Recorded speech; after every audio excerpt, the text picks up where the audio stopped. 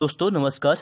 Previous year question paper की श्रेणी में आज हम एक नए टॉपिक पे बात करेंगे जिसे बोलते हैं संप्रभुता यानी सोवरेज। तो सोवरेज की बात करेंगे, इससे संबंधित सभी क्वेश्चनों को हम एनालिसिस करेंगे। इससे पहले अराजकतावाद और उससे संबंधित सभी क्वेश्चनों को हमने कंप्लीट कर लिया था। चलिए स्टार्ट करते हैं। प्लीज़ आप लोग वीडियो को लाइक कीजिए, शेयर कीजिए, सब्सक्राइब कीजिए। चलिए संप्रभुता से पहला क्वेश्चन आज का, किसने कहा जहां कानून नहीं वहां स्वतंत्रता नहीं? यह कहा था जॉन लॉक के द्वारा कहा गया था। उदारवादी विचारक जॉन लॉक के द्वारा कहा गया था कि जहां कानून नहीं है वहां स्वतंत्रता भी नहीं है, यानी सी इसका राइट आंसर हो जाएगा। आप देख सकते हैं इसको। जॉन लॉक ने प्रसिद्ध पुस्तक सेकेंड ट्रीटाइज ऑफ गवर्नमेंट में कानून और स्वतंत्रता के पारस्परिक संबंध को स्पष्ट करते हुए कहा कि कानून के अभाव में स्वतंत्रता का अस्तित्व संभव नहीं है। आगे वे लिखते हैं कि स्वतंत्रता के लिए आवश्यक है कि बाधाएं हिंसा और अन्य कारक मार्ग में बाधा न उत्पन्न करें। अगले क्वेश्चन की बात करेंगे।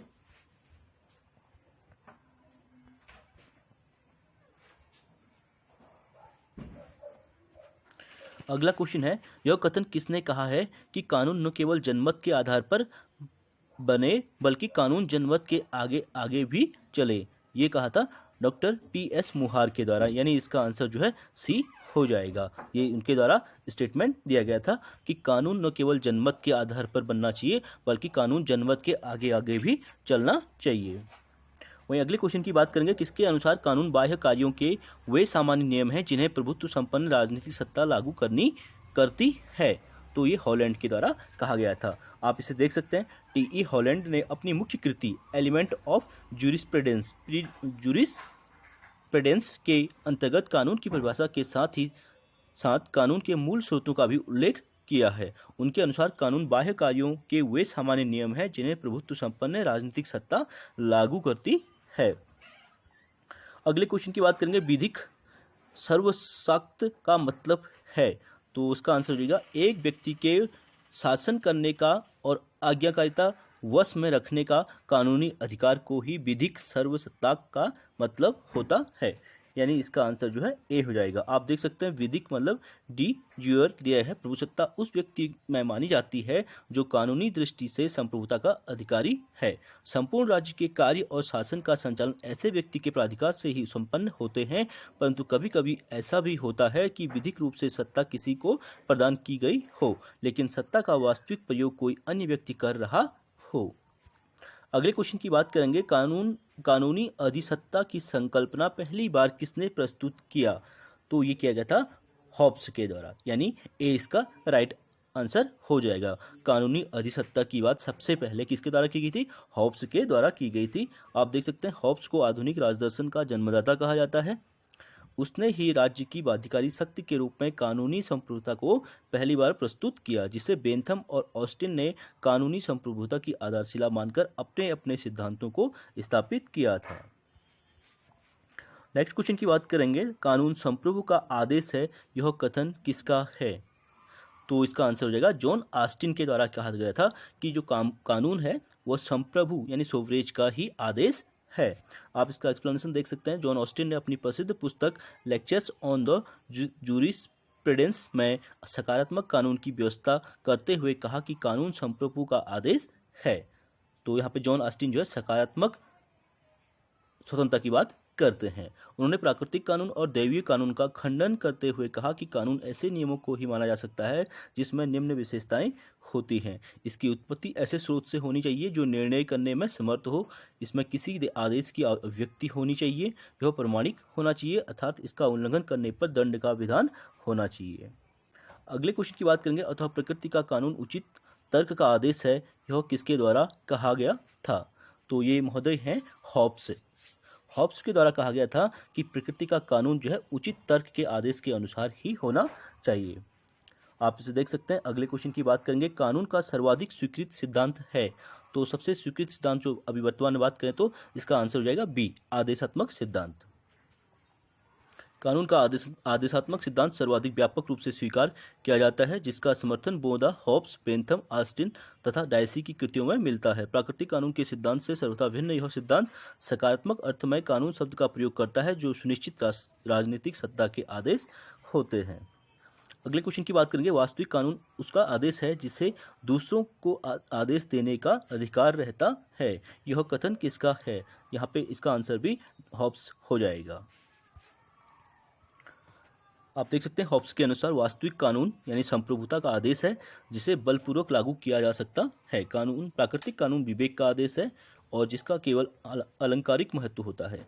नागरिक कानून का मूल तत्व यह है कि उसमें आदेश या बल प्रयोग का भाव निहित होता है। अगले क्वेश्चन की बात करेंगे, निम्न में से कौन सा तत्व राज्य को अन्य समुदायों संगठनों में से अलग करता है? तो अलग करने की बात जो है प्रभुसत्ता में की गई है, इसका आंसर सी राइट हो जाएगा। आप इसे देख सकते हैं, राज्य की आधुनिक अवधारणा के अनुसार राज्य के 4 मूल तत्व बताए गए हैं। ठीक है, उसमें पहला जनसंख्या, दूसरा भूभाग, तीसरा सरकार और फोर्थ जो है प्रभुसत्ता। अगला क्वेश्चन है, निम्नलिखित में से कौन सा तत्व राज्य को सर्वोच्च संस्था मानता है? तो राज्य को जो सर्वोच्च संस्था मानता है उसका आंसर हो जाएगा संप्रभुता, यानी सोवरेजी राज्य को सर्वोच्च संस्था मानता है। नेक्स्ट क्वेश्चन की बात करेंगे, राज्य का सबसे महत्वपूर्ण तत्व क्या है? तो सबसे महत्वपूर्ण तत्व भी इसमें संप्रभुता है, यानी इसका आंसर भी डी हो जाएगा। अगले क्वेश्चन की बात करेंगे, भारत में संप्रभुता कहाँ निवास करती है? तो भारत की संप्रभुता जनता में निवास करती है, यानी इसका आंसर भी डी हो जाएगा। आप देख सकते हैं भारत में संप्रभुता का निवास जनता में है। संविधान की उद्देशिका में जन संप्रभुता का विचार प्रकट होता है। उद्देशिका में स्पष्ट उल्लेख है कि हम भारत के लोग, भारत के कॉन्स्टिट्यूशन जो संविधान बनाया है उसमें प्रेम्बल में लिखा कि हम भारत के लोग। ठीक है, तो इसका मतलब है कि हम भारत का लोग का मतलब कि भारत की जो संप्रभुता है, सोवरेज है, वो भारत के लोगों में निहित है। अंगीकृत, अधिनियमित व आत्मार्पित करते हैं। भारत में संविधान सर्वोच्च है। संविधान के रचनाकार यहाँ की जनता है। और डाइसी ने भी इस मत का समर्थन करते हुए कहा था कि विधिक संप्रभुता के पीछे राजनीतिक संप्रभुता रहती है, जिसके सामने कानूनी प्रभुसत्ताधारी को झुकना पड़ता है। अगला क्वेश्चन की बात करेंगे, प्रभुसत्ता की धारणा का निरूपण सबसे पहले किया था? तो किसके द्वारा किया गया था? जो प्रभुसत्ता की बात यानी संप्रभुता की बात सबसे पहले जीन बोदा के द्वारा की गई थी, यानी इसका आंसर सी राइट हो जाएगा। आप देख सकते हैं प्रभुसत्ता की अवधारणा का निरूपण सर्वप्रथम 16वीं शताब्दी में जीन बोदा द्वारा अपनी पुस्तक द रिपब्लिक राज्य के अंतर्गत किया गया था। अन्य महत्वपूर्ण फैक्ट में इसमें बात करेंगे, राजनीतिक चिंतन के क्षेत्र में प्रभुसत्ता की अवधारणा का ऐतिहासिक विकास निम्न प्रकार से हुआ था। 16वीं शताब्दी में जीन बोदा, 17वीं शताब्दी में ह्यूगो ग्रोसियस और थॉमस हॉब्स, 18वीं शताब्दी में जे रूसो और 19वीं शताब्दी में जॉन ऑस्टिन के द्वारा इसका अध्ययन किया गया था। वही अगले क्वेश्चन की बात करेंगे, राजनीतिक संप्रभुता राज्य के उन प्रभावों का समूह है जो कानून के पीछे रहती है, यह कथन किसका है? यह कथन जो है गिलक्रास्ट का हो जाएगा, यानी इसका आंसर बी हो जाएगा। गिलक्रास्ट के द्वारा कहा गया था कि राजनीतिक संप्रभुता राज्य के उन प्रभावों का समूह होती है जो कानून के पीछे से कार्य करती है, यानी बी इसका राइट हो जाएगा, गिलक्रास्ट। आप इसका एक्सप्लेनेशन अच्छे से देख सकते हैं। अगले क्वेश्चन की बात करेंगे, वैधानिक संप्रभुता के पीछे एक राजनीतिक संप्रभु की खोज की कोशिश संप्रभुता की समुची धारणा को खत्म कर देती है और संप्रभुता के प्रभावों की सूची मात्र बना देती है, यह कथन किसका है? तो इसका आंसर जो है गेटेल के द्वारा ये दिया गया था। आप देख सकते हैं इसको, गेटेल जो है वैधानिक संप्रभु के पीछे राजनीतिक संप्रभु को खोजने का कोई प्रयास संप्रभुता की संपूर्ण धारणा के मूल्य को नष्ट कर देता है और संप्रभुता को प्रभावों की सूची मात्र बना देता है, ये उनके द्वारा कहा गया था। नेक्स्ट क्वेश्चन की बात करेंगे, संप्रभुता की अवधारणा निम्नलिखित में से मुख्यतः क्या है? तो क्या है? वैधानिक है, यानी कानूनी है, बी इसका राइट हो जाएगा। आप देख सकते हैं ऑस्टिन 1790 से 1859 ने प्रस्तुत किया था, जिसने 1832 में प्रकाशित अपनी रचना द प्रोविंस ऑफ ज्यूरिसडेंस डिटरमाइंड में इसका वर्णन किया था। अगला क्वेश्चन है, स्वयं पर स्वयं के शरीर और मस्तिष्क पर व्यक्ति संप्रभु है, यह वक्तव्य किसका है? तो 18 की बात करेंगे तो इसका आंसर है डी, जॉन स्टुअर्ट मिल ने कहा था यह कथन। ठीक है, जॉन स्टुअर्ट मिल ने अपने निबंध ऑन लिबर्टी जो लिखी गई थी, मोस्ट इंपोर्टेंट बुक है उनकी, इसकी भूमिका में स्पष्ट रूप से यह व्यक्त किया कि लोगों की स्वतंत्रता पर राज्य की शक्ति की एक सीमा होती है। नेक्स्ट क्वेश्चन की बात करेंगे, बाह्य स्वतंत्रता की अवधारणा को किसने दिया है?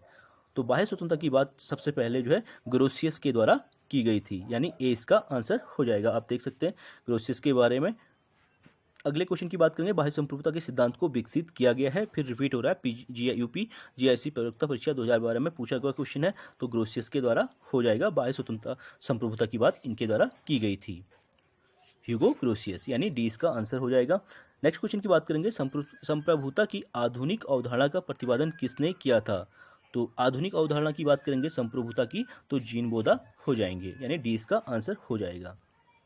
आप देख सकते हैं संप्रभुता की आधुनिक अवधारणा का सर्वप्रथम प्रयोग वो प्रतिपादन जीन बोधा ने राजतंत्र को औचित्यपूर्ण बनाने तथा पोप एवं सामंतों की सत्ता को सीमित करने के उद्देश्य से वर्ष 1756 में अपनी जो बुक लिखी गई थी, 6 बुक कंसर्निंग रिपब्लिक में किया था। जीन बोधा ने राज्य को परिवारों एवं उनकी मिलीजुली संपदा का ऐसा संगठन कहा जहां एक सर्वोच्च शक्ति और उसके विवेक का शासन चलता है।